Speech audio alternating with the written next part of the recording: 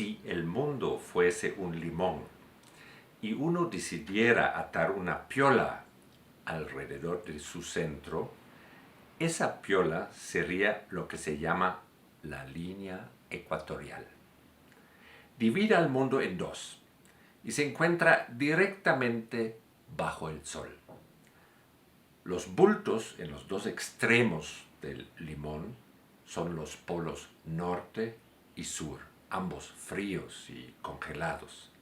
Más o menos donde se encuentra el nudo de la piola, ahí donde el clima es cálido todo el año, se encuentra un lugar llamado Ecuador.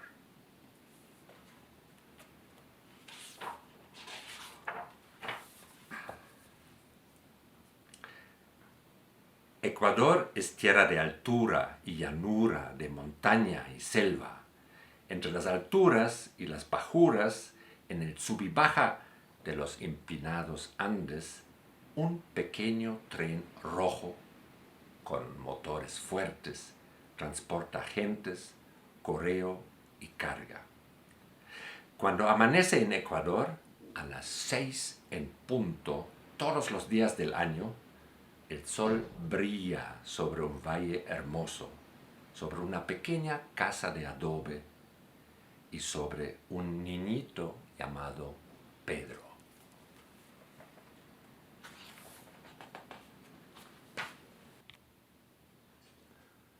Pedro se pasa todo el día sentado frente a su casa de adobe. Tiene una rama en su mano y así vigila a dos pollos que quieren robarse el maíz pelado y puesto a secar al sol. Los pollos vigilan a Pedro. Saben que cuando pase el tren al pie del volcán y cuando silbe, Pedro empezará a dar saltitos bajo su poncho rojo y a decir aquella palabra universal entre todos los guaguas del mundo, un estridente y sincero da, da, da, da, da, da. Pedro se distrae apenas un momento, mira al tren y le apunta con su ramita y entonces a una velocidad tal que parece que son 6 pollos y no 2. Estos se zampan todo el maíz que pueden, riéndose en su chuncha lengua de pollos. Se van corriendo al campo, donde se pasan el resto del día escarbando en busca de alimento, porque saben que Pedro se encuentra nuevamente de guardia. Luego de que parte el tren, todo el valle se vuelve a cubrir de silencio. Solo se escucha el gruñido vespertino de dos chanchitos de puyas negras que descansan a la sombra del árbol de mandarinas. Y también el chirrido pausado del torno alfarero, que es donde el papá de Pedro da forma a la arcilla y la convierte en vasijas y jarras y anchos recipientes.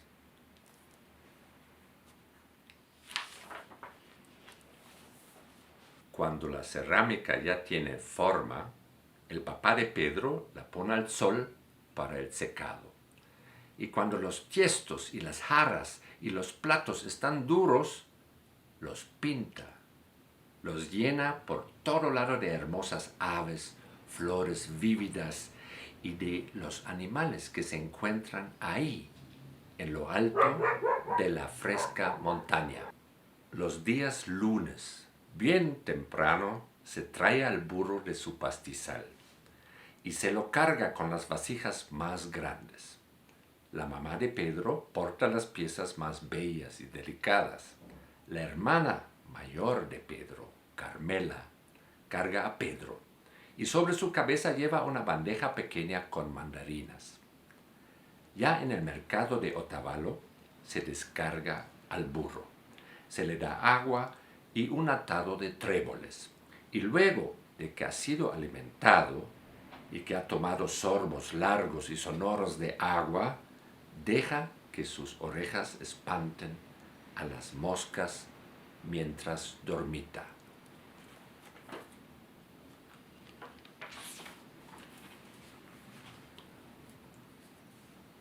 Y entonces suena el silbido del tren.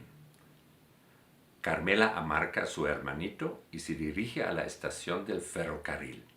Lo coloca en un lugar donde no bloquee el paso y donde puede observar todo lo que ocurre a su alrededor. Así esperan al tren, que aún no llega.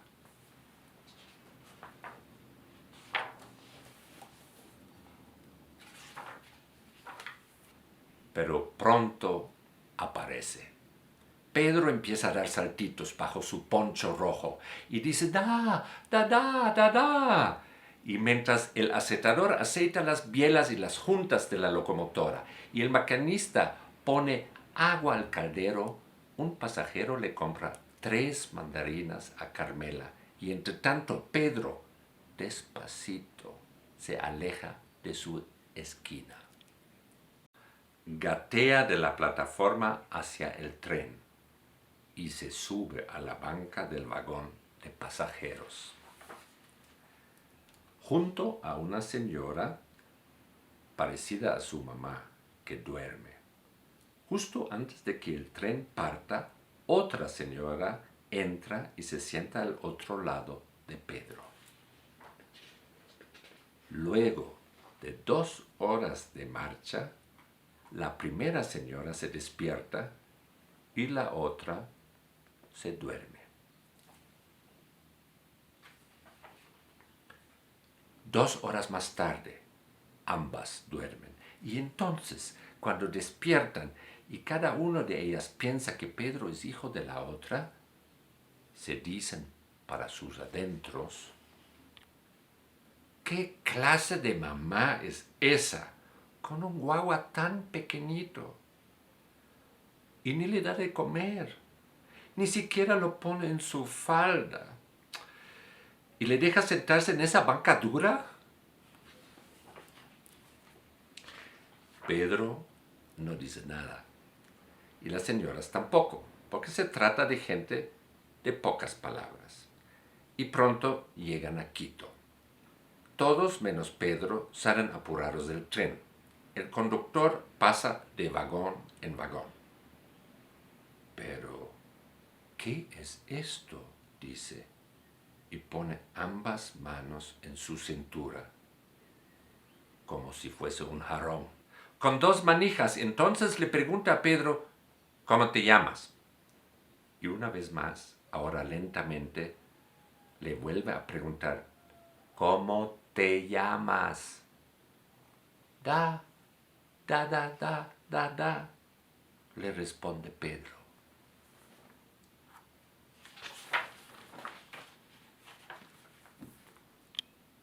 El conductor sale corriendo y trae al maquinista y al acetador, y cuando ellos llegan al vagón de pasajeros dice: ¿qué es esto? Y el maquinista, que era taita, dice que es un guagua y le dice al conductor que tome al guagua y se lo entrega al jefe de la estación. Pero el jefe de la estación es un hombre duro, con muchas responsabilidades, y el conductor teme que su respuesta sea: ¡fuera! ¡Lléveselo! Esto no es una guardería. Entrégalo a la comisaría. O, conductor chuncho, encárguese de su tren.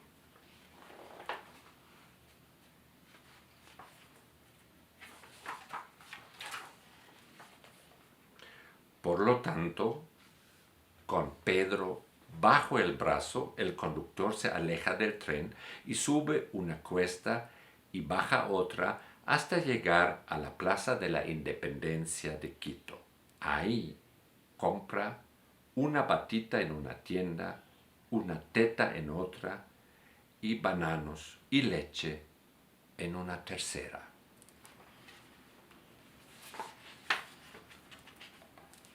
Y entonces entra a su casa.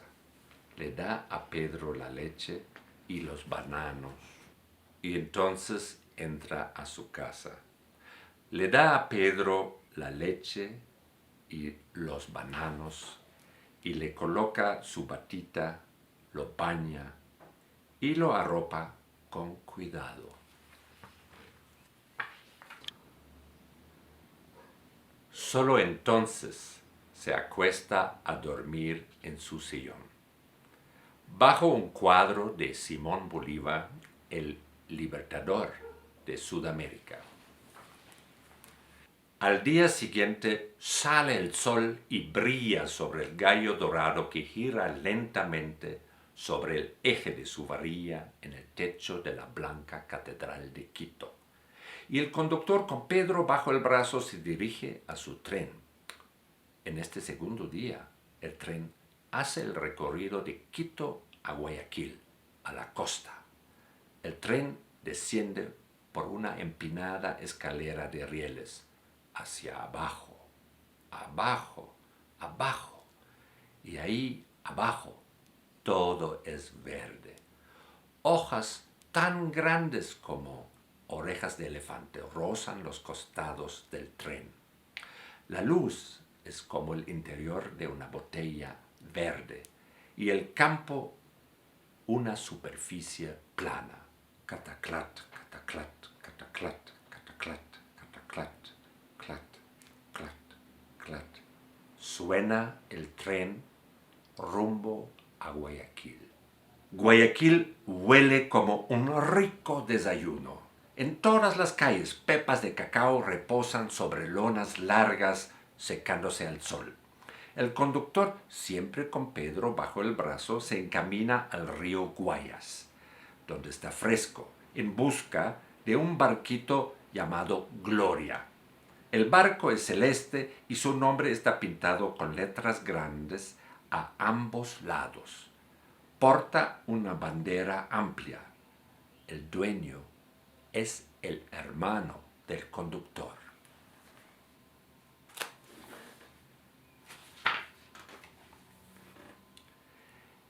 El hermano del conductor prende el motor y entonces ve a Pedro y pregunta: ¿qué es esto?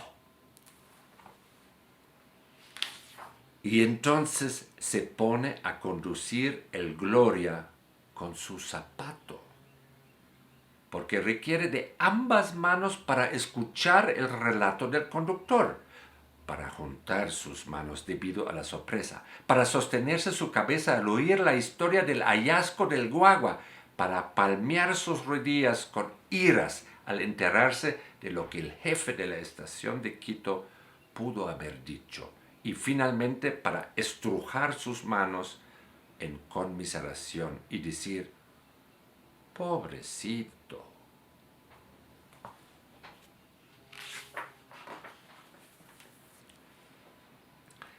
Empieza a oscurecer y mientras el conductor maneja la embarcación celeste, su hermano cuelga del Gloria unas luces verdes, rojas y blancas.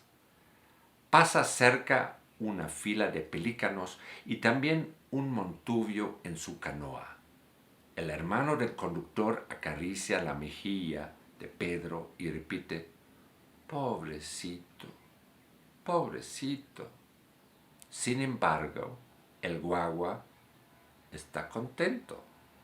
Empieza a dar saltitos dentro de su poncho rojo y dice, más alto de lo que había dicho hasta entonces: ¡da, da, da, da, da, da, da, da, da!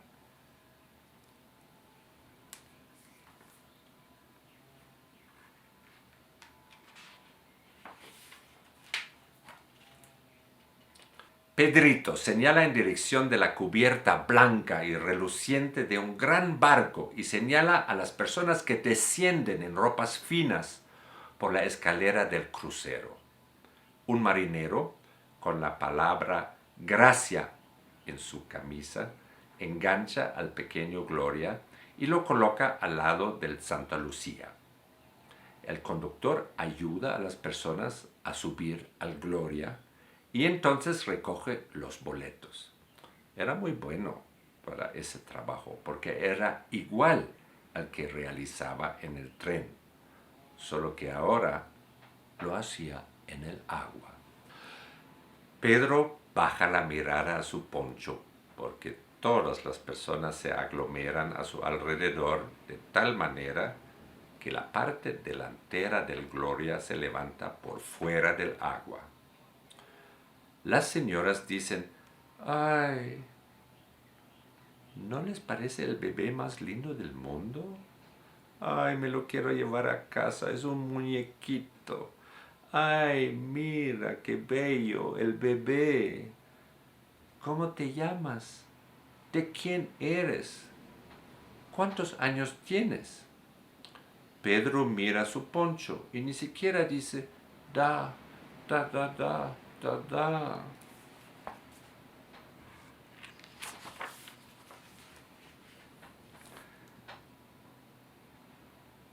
El barquito hace 3 viajes más y entonces, con Pedro bajo el brazo, el conductor se dirige a un hotel a dormir. La mañana siguiente la locomotora se pone al revés para así remolcar al tren nuevamente por las montañas, por el mismo camino que vino. Y ahora Pedro viaja en una silla preciosa, en el vagón de primera clase, lleno de gente fina. El tren se interna nuevamente en el verdor. Y el maquinista decide ir a todo vapor.